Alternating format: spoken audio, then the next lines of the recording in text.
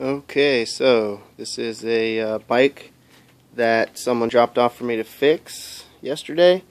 Guy bought a CL450 Scrambler from me, and in the course of discussing it, he let me know that he had several other old Hondas. So then, as turns out, while we were talking, a few of them don't run.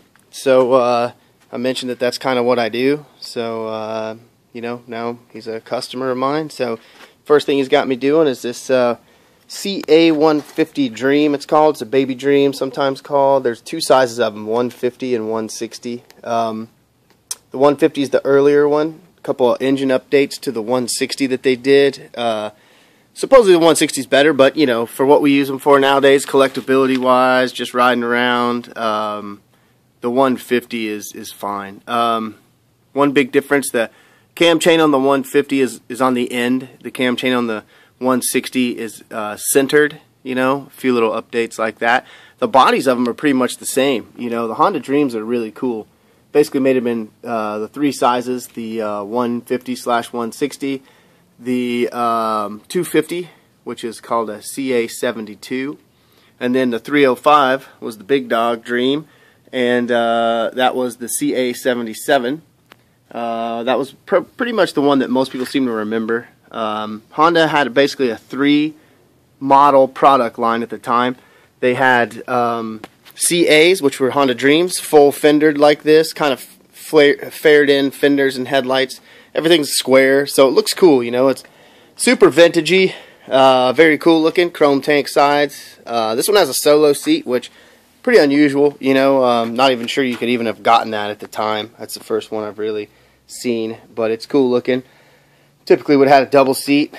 Anyway, Honda did CAs, which are Dreams. They did CBs, which were the Super Sports, or Hawks.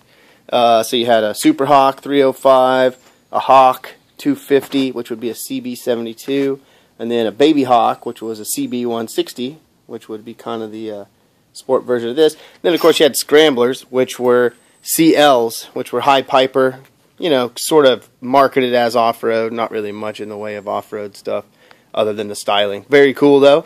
So those would be all CLs.